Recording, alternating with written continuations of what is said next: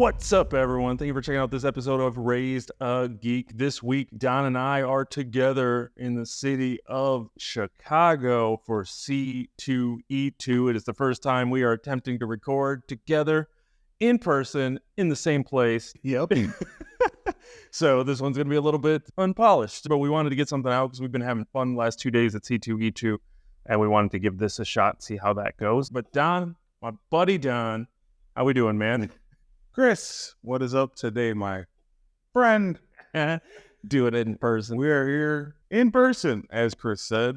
We started this show in March of 2020? Seems about right. Somewhere in there. 2021, something like that. So 3+ years, and this is our very first time recording in the presence of each other. I can look at Chris's face all up close to mine. Yeah. So this is fun.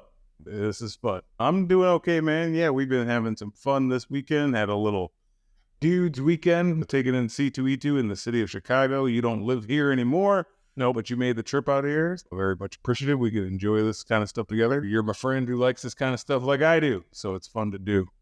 And it's weird looking at each other. Man, some people do all their podcasts like this in person. We're like, we don't know how to do this. I'm still seeing you through a Zoom screen. Yep, so just sitting here in this fancy, schmancy, swanky hotel room we splurged on. Yeah, we did something. I don't know what we did. I was really nervous about what we did, but it wasn't that much. It was like $20 more. See, like we could have just stayed at my house. I live in the suburbs. Yeah. And just commuted back and forth every day. We were like, you know what? Let's do something different. Like, let's get a place where we can both just like kind of chill. My wife was cool with it. Your wife's like cool with it. And we're like, yeah. And we didn't want to just like go stay at a Holiday Inn or something. So we're like, well, you know, we both have jobs. Let's try something out. We're in this place, guys. I know you can't see it because we're not doing video this week, but it's like a apartment hotel. So we got a full kitchen and a fridge and a microwave and 2 bedrooms, so we don't have to like sleep in the same room and in queen beds and have your own space. It's kind of nice. It's kind of, I feel rich, even though I'm not rich. Yeah, no. So yeah, man, we're here ready to talk about C2E2. Maybe catch up on a couple little things we might have missed. Chris is checking out the outside, looking at the Sears Tower is like right there. It's crazy. One of the tallest buildings in the country, right outside our window. And we keep checking the parking garage where Don's car is, so you can see it from our room. Yeah. So we've been watching it. There were 2 dudes out there a little bit ago scouting out cars, and we were ready to call the cops. You know, it's part of the fresh pay for major city. We all know Chicago has its all issues, but it's a beautiful city. All of them do. We're glad to be here talking with you guys and fill you in on what our weekends have been like, and maybe catch up on a little bit of some stuff we may have missed the past couple weeks, and get this rig back on the road, as they say. Yeah. So getting back to what we've been missing, Don. We haven't talked about it, and we're not going to talk about it for very long because we're going to get to C2E2 before I forget everything we did. But what do you think of Invincible? That ended, right? That ended somewhere in here. We did talk about the first episode of Invincible. The season 2 half. Oh, yes. So they split season 2 into 2 halves, and we haven't talked about the second half yet, except for the first episode. We're both really excited. So it's been a while, but I'm going to go back and try to remember what we saw. I liked it a lot, man. I thought it was just more of what makes Invincible the show that it is. Just like quality writing, great animation, great fight scenes. I remember getting a little even a little misty-eyed in some of that stuff, like the whole, I think it was either the second episode or the third episode where Mark and Amber finally break up. Like they finally got to the point where they both realized that, I don't know, did they break up? I thought they kind of were still trying to push through, or did they break up? They broke up and realized that they can't do this anymore. Like, it's too much of a strain on her. Yes. And it's also like a strain on him, and they figured out they couldn't really give each other the full attention that they both needed. And just like that scene, I remember, was very like tugs on your heartstrings, like them both realizing they both love each other so much, but sometimes that's not enough. And yeah, that was crazy. what we need to talk about is Invincible making us look like chumps. Because we talked about this time. We talked about the first episode of this new season, or the back half of season 2, and how they ended the first episode with, duplicate getting smashed and killed, and other girl who could shrink down. I used to know her name. Shrinking Ray, how she got eaten. And then Rex had a gun to the back of his head, and Don was just like, when people die on Invincible, they're dead. And that's what we said. That did not end up being the case. And then they even said, Don was like, if they were going to shoot Rex in the head, it wouldn't have been done as like a cliffhanger. The fact that they didn't kill him in the first episode means they're not going to shoot him. They opened that second episode. How'd they open the second episode? By showing him getting that bullet in the brain. Yeah, took a bullet to the brain. But then he was okay. Yeah, he survived. Then by the time you get to the end of the fourth episode, we find out Kate's still alive because she, like, her real version was never there. The original version kind of went off and was just letting her duplicates do her life with the Guardians of the Globe. And Shrieking Ray somehow survived as well, but she's like in a coma or something, but she's still breathing. So nobody died. So my theory that I was so sure of, that everyone dies in Invincible when they die, came back to bite me in the ass. So the Lizard League are still losers. True. Very true. But, the effect was still there. The impact of showing how they went down was still there. So that's and the ramifications of what they did. They all went through some heavy shit. So, Rex is going to change. The characters are going to change, and it's going to be better for it. But they still made us look like chumps. And we were made fun of by people who listened to us after the fact. The other one thing I did want to point out while we still are talking about this briefly was the Sterling K. Brown character that you were worried they hadn't touched on enough. Mm-hmm. They finally brought back. Yeah. Like I think they ended in episode 3 with showing him at Mark's house, basically holding Mark's mom and little brother hostage. Yeah. And then the whole episode 4 is Mark then zooming home, and they have their huge fight, like through multiverse and time, and so they finally did touch back on that character that you'd been wondering where they'd been. Yeah. So that was cool. Definitely also had one of those moments, like those shocking Invincible moments when he like broke Mark's mom's arm in half. Yeah. And like her bone was shooting out of her arm. I was like, oh shit. Yeah, he messed her up. He messed her up bad. And he was ready to kill little Oliver. He definitely was. And then Mark ends up having to kill him, which kind of, is a lot of character development for him because he doesn't want to kill anybody. That was the first person he's killed. Right. And he doesn't want to end up like his dad, who obviously had no problem killing people. So, yeah, man, a lot of just slow progression. Like we said, Invincible is like a slow burn, but I was very entertained with it.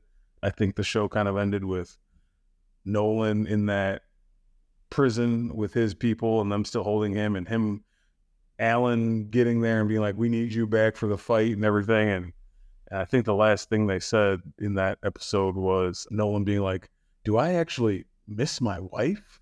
And then they like went to credits. We're like, ugh. So yeah, man, Invincible, loved it. Top notch.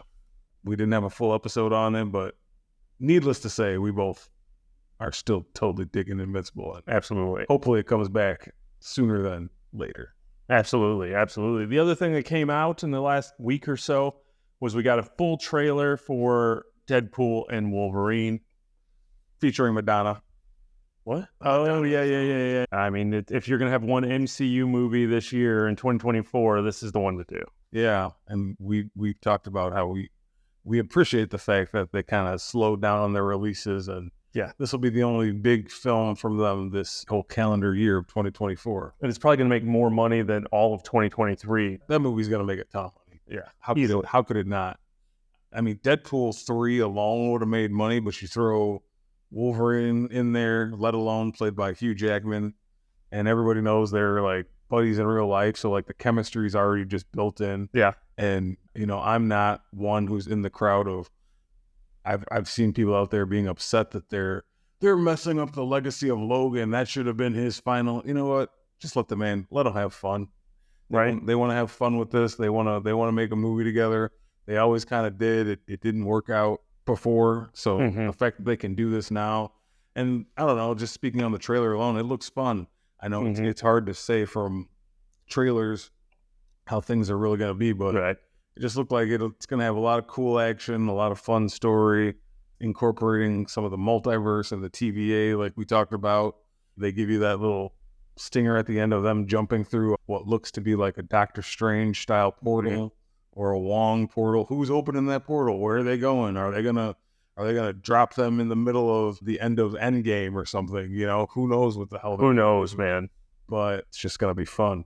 Yeah, I think it's gonna be a lot of fun. I'm really excited for that film. I'm here for it. I mean, ready. Wolverine in the damn yellow and blue. That's all. We've never seen that. We've always wanted to see that. They made fun of it in the original X-Men movie. Did they? Yeah, because when Wolverine put on the black outfits that they were wearing in the original X-Men movie in 2000, and Wolverine says, "Would you rather have yellow spandex?" We were like, oh. And we're all like, yes, we would. I think one of those movies there was like a deleted scene. One of those Wolverine movies where he opened the case and they had the cowl, the Wolverine cowl. Yeah, that's the closest we've ever got, and we still haven't seen him in the yellow cowl, which I appreciate. Like, save that for. Don't put that in a trailer. I want to see that. You think he's going to be in it? I think so. I hope so. I mean, if you're moment, yeah, if you're going as far out as to have him in the yellow blue with the shoulder pads and like his '90s X-Men costume, why not just throw that cowl on him at least for one scene? You know, show us. Do you think? And I don't want to get off on a too crazy of a tangent about this, but sure you do. Yeah. Do you think that he is like 97, 90s, like a different Logan than the Fox, or is he coming from the Fox universe? I know there clearly was a lot of like the broken 20th Century Fox logo that they're fighting around, and he's definitely from a universe, but obviously that Wolverine that we've known has never worn that outfit before. So you're asking, is this the same Logan from Logan? Yeah. Is this even the same Logan from X2? Is this the same Logan from any of those movies? Because I mean, in this trailer, they talk about how he couldn't save his world. So is that, and I mean, obviously the 20th Century Fox logo kind of makes you think that universe is dead and something happened in which he couldn't save it. So, I mean, theoretically, it makes sense that he's probably the Fox Wolverine. It's hard to answer that question. I feel like I don't know about you, I kind of want to revisit X-Men and X2 and even put myself through watching X3 just to, I know that was rough. Yeah, and then you start watching X-Men Origins Wolverine, and then... No, I got to draw the line somewhere. I ain't watching that. But, yeah, that's a good question. I just yet to be answered. Obviously, he's Hugh Jackman Wolverine, and he shares his face, but is it the same Wolverine we've seen? Would you like it to be the same Wolverine? Kinda. Yeah. Like pre-Logan. Like they plucked him out of a time before Logan. Before Logan. So Logan becomes an alternate. Yeah, just kind of so that history's there. Mm-hmm. Yeah, that's an interesting question. I don't know. I guess we'll kind of see how they do that. Well, then let's talk about what we've been doing this weekend, man. We've talked enough about catching up, and if there's any other things that we've missed, you can hit us up over on raisetogeek@gmail.com or across podcasts and social media services at Raise the Geek. We're easy to find. It's been a couple of years since we've been able to match up our schedules and get this going again, and now I think we're kind of realizing that we need to make this a habit a little bit. And I'll just start this with like a general thought about comic conventions. You guys who listen to us, you know this is like our hobby that we enjoy. That's why we do this whole show. Mm-hmm. That's what this show is born from, our love of geek culture, nerd culture, comic books, video games, nerd geek movies and all that stuff. That's what we love talking about. That's what we love talking about with you guys. A comic convention is just like a place where you go where you're just surrounded by people who love all that same stuff. Mm-hmm. And it's just, to me, it's really fun to even just walk in a place like that, even if you don't have a plan, you didn't make a huge schedule, or you're not super organized. It's just fun to walk in there and just see everything. Mm-hmm. And see all the, like you said, the other creators, people who might podcast like you, or even if you don't podcast, you just who read the same stuff you do and love the same characters you do, and love playing video games the same way you do, and just have a love for this stuff, because all this stuff used to just be like taboo. You know what I mean? Mm-hmm. Like you used to feel like you had to feel embarrassed or ashamed to like certain things, but now you don't. And stuff is so like different now. Like Mm-hmm. when we were growing up, you were kind of an outcast if you liked playing video games. Yeah. Now everybody plays video games. Like dudes who are like too cool for you in school and stuff, they play 2K. You know what I mean? And they play Call of Duty and Halo, and now everybody's just into this culture. So being in a building surrounded by people who love all this stuff is just fun. So if you've never been to a comic convention or an entertainment convention, I highly suggest doing it at least once because it's just a fun experience. It's judgment-free zone. Yeah. Just like seeing everyone dressed up and just being comfortable with who they are and just kind of having a good time and celebrating. Yeah. It's been kind of a lot of fun to walk around, see the celebrities, look at art, see family and friends that, you know, come up there and hang out with us as well. So it's been great. I'm very excited. Today, we're recording this Saturday night, and today was a long day. Sure. We got there first thing Friday morning, and we kind of just started walking the vendor floor portion, and then we snuck away to get involved in the Slaughterverse and James Tinian and his whole crew for the Something's Killing the Children, which we've talked about on the show before. They've did a whole panel, which we went to, which was a lot of fun to kind of get some hints of where they might be going with House of Slaughter and Something's Killing the Children. Little teasers and some stuff that they announced in there that's coming later this year, which is super exciting and awesome. And it was just fun to be a part of that world and just the comics, being close with the comics and the creators and the artists. Yeah, man. I just have loved being there this weekend. Like Chris said, we've done a lot of fun stuff so far in these 2 days, and we have one more day to go. I really did enjoy the sitting in on the Something is Killing the Children panel. Like Chris said, that's a book we both really enjoy. If you guys are on our socials, I shared a picture of us in our masks. Yeah, and our butcher masks, our slaughter masks. Yeah, people seem to really dig those. Yeah, so it's cool hearing James Tinian talk about that book. There's a lot of excitement for us around that. Got some previews of some things coming up. Yeah, and yesterday we just kind of walked around and looked at all the vendors, everything. People had a lot of cool stuff for sale, and it's just kind of a celebration of creativity. So I really enjoyed that. And now today we kind of were just Chris and I together, so we kind of like honed in on the comic stuff. We walked around Artist Alley for a while, saw some cool people. Chip Zdarsky is at this convention. We saw him. Yep. Getting some books signed. Yeah. Some of the artists that were here for things that we've collected over the years. So getting some signatures from some artists, writers. There were even some letterers there that I was debating about if I needed them to sign these books as well. Letterers too, guys. Yeah. So just a lot of just, like I said, really diving into the comic side of it. And just kind of like I was telling Don earlier when we were getting food for dinner, it was, man, I really want to start drawing. Want to like do some of that stuff because you just see all these people that are doing it. They want to support themselves with their art, and they're trying to find a company. They want to be a comic book artist, but they're not. But they're going around and hustling and really doing what they got to do to try to make some money with these things and with their art. And it's just awesome. And you want to support everybody, and you can't. And I bought so many books today, and I don't even want to think about what I'm going to do with all of them. But it's just money. And I'm excited to sit down and read these books, and I really want to like focus on some of those things. And it's just awesome. Yeah. And I'm leaving just like so inspired to geek out on stuff like we were talking about. It was like I gotta catch up on House of Slaughter now. Like I'm behind, and I don't want to be behind on that book anymore because they're talking about shit that's going to happen in September when they not necessarily do a relaunch, but talk about doing like Something's Killing the Children #0. So if you haven't read Something's Killing the Children, you don't want to catch up on trades. They said September, when they kind of have the 5-year anniversary of that book, they're going to be ready to basically drop, not necessarily start over, but do some kind of self-contained stories, which sounds really cool. Give you a lot of people who maybe haven't been there since the beginning, a lot of good entrance, which is important. Yeah. It's been 5 years, so I mean, it's definitely a good thing to do. Obviously, you can catch up on the trades. We were here yesterday with our buddy Tony, who has been on the show before, and he sat in that panel, and we were kind of showing him the books that we had that we wanted signed, and by the end of the day, he bought the first 3 volumes, and he already sent us a text saying, I've already finished volume 1. Yeah.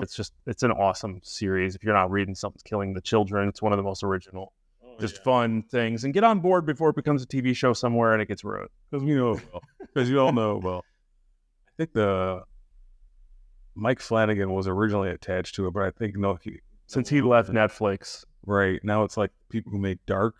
Yeah, that's right. Yeah. Dark was really good. I'm not gonna. That's one of my the best shows I think I've ever seen. So that would be cool. I think the potential's there, but yeah, it's still Netflix. Yeah. I'm gonna reserve judgment. I still feel like they'll do it wrong. So go check out the books.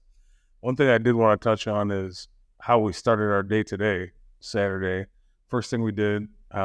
First thing we did was we almost got in with the exhibitors. Oh, yeah. We went through the wrong security line, and we're watching all these people lined up, thousands of people lined up to get in at 10 o'clock. And we're walking past all of them, and we're just like, I don't know, we're supposed to be here, but we're doing this. We're about to go in, and we're getting to the front of the line, and we couldn't figure out why that was happening or what was going on. And literally, we walked past so many staff people, and literally the last lady saw our badges and was like, hey, what are you guys doing? And we're like, what? We were told to go through here. She's like, no, you got to turn around. And we didn't even know where to go. And apparently we were in the vendor line. And we almost got in like 10 minutes early and had to avoid all of the masses. And it said we had to go all the way back and get to the back of the line and wait for our turn. I didn't let that ruin my day. I didn't let that. No. We put it out in the universe. So we almost got away with something. Yeah, exactly. But once we got in the door, we talked about it earlier, and the first thing we wanted to do this morning, the doors opened at 10 a.m., so at 10:30 this morning was Star Wars Rebels 10-year anniversary panel. Yeah. Which we both thought was cool that, oh, look, they got 5 of the voices to come back. It's, Freddie Prinze Jr. and Mads Mikkelsen's brother, Lars Mikkelsen. And Steve Blum, and who I'm not sure their names. The voice of Sabine, Vanessa Marshall, who was Hera. Taylor Gray. Was Taylor Gray there? Oh, Taylor Gray was supposed to be there because I'm reading the panel thing. Who voiced Ezra, but he was not there. Okay. Steve Blum, who was Zeb. Tia Sakar, who was Sabine. Lars Mikkelsen as Thrawn, and Freddie Prinze Jr. as Kanan. So yeah, we got back 5 of the voices from the Rebels show. Now, what's crazy is Chris, I think you've seen, you can correct me, I think you've seen a few episodes of it. Maybe 10. But neither of us have watched Rebels. Now, I did kind of learn these characters from watching the live action series Ahsoka from last year. Mm-hmm. And it was a Star Wars panel. So I was like, you know what? I am going to go watch this. I want to be in the room for this. It seems cool. Man, that was like the highlight of the day. I think that was a really fun panel to sit in on. It was curated really well, with questions and answers. And like you and I were kind of saying, they made it interesting even to people like us who hadn't seen the show. Like I kind of felt like I was there. And if anything, it just made me want to watch it in the future. Yeah. Like everybody, they just seemed like this tight-knit group, and they all had so much fun. They're telling stories, and I kind of knew what was going on from watching Ahsoka. And yeah, luckily we watched Ahsoka. We had enough like Rebels, at least understanding to know who the characters were, which helped a lot to really, I guess, Kanan we didn't know because he didn't make Ahsoka, but we figured out it was real in the gaps. It was Freddie Prinze Jr. hanging out there doing his thing. Yeah, which was a lot of fun. And yeah, I agree. The panel, the way it was moderated, the way it went, everything was just great. It was a lot of fun, even for a show that we didn't really watch. We went to some bad panels on Friday that didn't work out as well, but they weren't on the main stage, and it's a shame. If I have a complaint, it would come down to the fact that the like side panels just don't get as much love. And I understand they're smaller and this, that, and the other, but it's still just like at least just the people who moderate them and the questions that get asked and just the organization for, I think it'd just be so much better. And even the technology, just have decent audio. The Something's Killing the Children one was really cool, but it was quiet at times and I didn't know what people were saying. And it's just kind of frustrating when you go to another one and just a couple rooms down and it's just like this big spectacle and you're just like, oh shit, like music and a DJ and a hype man. Yeah. It was just so much more fun. I wanted the other one to be fun, but it was fun in its own way. But yeah, this one I didn't need to be a fan. I was able to just sit there and I just enjoyed the stories and like Don said, it hyped me up. Yeah. I'm like ready to go home and watch Rebels. Like I just said, I'm ready to go home and catch up on House of Slaughter and read Some to Kill the Children. I'm ready to go back and watch Rebels, Yeah, I think I'm with you. I never was when Rebels was out, it wasn't on my radar, but just like after Ahsoka and after this panel, I was like, you know what? I want to sit and watch the show because I can tell now by looking in this room of hundreds of people that this is just a beloved corner of the Star Wars universe, even though it is animated, like it's an important corner of the Star Wars universe, obviously, that they're going to continue to build stories from in the future. So, yeah, man, that was fun. I really enjoyed myself there. That led right into the Rick and Morty panel, which is fun too. Rick and Morty's a fun show, and we got to visit with a couple of the guys who replaced Justin Roiland as the voices of Rick and Morty. And you also had the voice of Summer there, Spencer Grammer, Kelsey Grammer's daughter, which we found out. Yeah, no idea. She was like, my dad was on The Simpsons and did the voice of Sideshow Bob. We're like, you're Kelsey Grammer's daughter? Yeah. Like, oh, that was funny. But Chris Parnell was there, of course. But then the two guys who do the voice of Rick and the guy who does Morty, it was cool to hear them talk about how they kind of got brought into the show. Rick and Morty is just a fucking funny show, man. It is. It's awesome.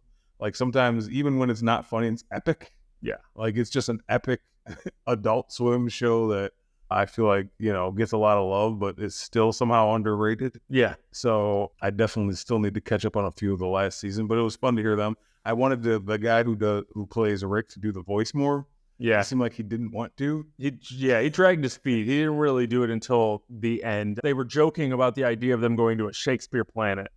And that was kind of the like gimmick or question that brought out them both doing the Rick and Morty voice a little bit more because they wanted them to quote Shakespeare. Right. So they were giving us a little taste of what that could look like. And that was a lot of fun. But yeah, definitely didn't seem like he wanted. Morty was a little bit more, but a few times. Rick, he definitely didn't seem like he wanted. Like, come on, guys, just do this whole panel in those voices. I don't want to hear your real voices. I want to hear Rick. Right. But that was fun too. So yeah, man, that's how we kind of started the day, and we just, like I said, made our way around Artist Alley and got to talk to a few people, meet a few people, thank some people, buy some books. It was just watch a Tekken 8 tournament. Watched a little bit of Tekken 8 tournament and realized we are not ready for things like that. And there are people who... we joked about, like, maybe we should sign up for the Tekken 8 tournament. And then we watched everybody who was in that tournament, and they all had their own controller. We were like, we'd be like, can we borrow someone's controller? The moderator, like, get the fuck out of here. Yeah. You guys aren't ready for this. Yeah, they would have destroyed us. I want to be good at those games. I just don't spend the time getting good at those games. Yeah. But yeah, that was fun. Yeah, we'll have to see. They're doing a Mortal Kombat 1 tournament tomorrow, so we might have to swing by that. There's a Power Rangers panel with Amy Jo Johnston and Billy Yost, David Yost. You mixed his real name with his Angel Grove name. Yeah, I did. But they're doing a panel tomorrow, which I think would be super cool. Yeah. Neither one of us are really big with autographs or photo ops, so we really didn't. We walked past those areas, saw people, but that's about the extent of our fandom for that level usually goes. I just don't know what to do with an autograph. I've enjoyed getting some books signed, which is a lot different. A lot of those are free. Yeah, that too. That helps. That helps. $65 for you to sign something. But you also kind of touched on when we were talking about, like, you like talking to artists and writers who maybe I don't know, I don't want to speak for them, but they feel like they don't have a huge audience, but just us going out to be like, hey, I'd like you to sign this book that you wrote because I really enjoyed it. Yeah. And just seeing them be like, oh yeah, thank you so much. It's just fun to like kind of give that appreciation to them and them kind of reciprocate their appreciation for you being a fan. That's kind of like the fun part about getting comic books signed. I know if I wrote something and someone came up to me and said, I really love this, can you sign it? I'd be like, that's so nice. Yeah. You know what I mean? So yeah, there was definitely like we did some bigger ones that definitely seemed a little bit more, I don't want to say transactional. Going through the motions. But just going through the motions a little bit. And then there were definitely some where they were surprised at what we pulled out to have them sign. And comic books, not anything. But that could get taken many different ways. Yeah. But yeah, it was just really fun. I was glad for some of the books that I did decide to bring to get signed after I realized who was going to be here. I'm really glad that I did what I did. So it was definitely a good time to show that appreciation for people who haven't made it or have made it, but they're still considered unknown in a lot of ways. So, you have your one big person that's attached to every book, but there's 6, 7 other people that are involved in the creative process, the writing, the lettering, the coloring, the art, everything is just a big group thing. And not everyone gets the love. So not everyone's can be the lead singer. So, sometimes you want to get the bassist's signature. Most definitely. Give the drummer some love sometimes. Everybody can't be the lead singer. Exactly. Yeah, man. So it sounds like we both have had some fun. We got one more day to go. Are you looking forward to anything for this last day? It's like, what are we doing tomorrow? Honestly, I'm excited to just go tomorrow and chill. I know we talked about just like not carrying around a backpack and not like really trying to really have much of a focus outside of the Power Rangers panel and just see where the day goes. I know my sister's going to be there tomorrow with her family. So I'm excited to kind of catch up with them, hang out with them a little bit and see what they're doing, see what the kids are doing and everything. And really just kind of have a chill day. Friday was kind of getting a lay of the land. Today was taking care of business. So I'm ready to kind of chill tomorrow and just kind of pick up any loose ends. But I have no real, outside of finding the lady who was doing commissions for pets. She was like, you give me a picture of your pet and I will draw an adorable picture of your pet. I was like, I want to do that. And I have pictures of my dog ready to go, but I couldn't find her, so I have to find her tomorrow. I have an idea where she is, but I just couldn't. So I'm going to go fresh tomorrow. It's a mission. It's a mission. If I can find her tomorrow and talk to her about a commission, that would be cool. But outside of that, I don't really have any hard-pressed plans. So really just excited to have a chill day and just kind of, like I said, soak it in. Yeah, totally. I'm with you. Tomorrow, Sunday, is like more or less considered family day. Like there'll be a lot of kids around, and yeah, man, I'd like you said, kind of clean up some loose ends. Maybe if there's something I saw Friday or Saturday I didn't have a chance to follow up on, look at things a little closer, and just roam a little bit, take it all in, enjoy it. It's the last day, it's another year until this comes back to town, so just kind of enjoy the last day of C2E2.